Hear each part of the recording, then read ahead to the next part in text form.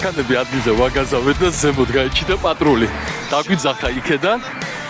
ხო და აქედან კი მოუხადეთ ბუდიში, მაგრამ არაფერს არ ნიშნავდა ეგ ბუდიში როგორ ჩანს. დაატრიალდა, წავიდა ეხლა და უეჭველი უნდა მოვიდეს ჩვენთან და ჩვენ ვიმალებით. არა, ზევიდან უყუროთ, ჩვენ ზევიდან. თუ მოვიდნენ, მე და არ მოვიდნენ.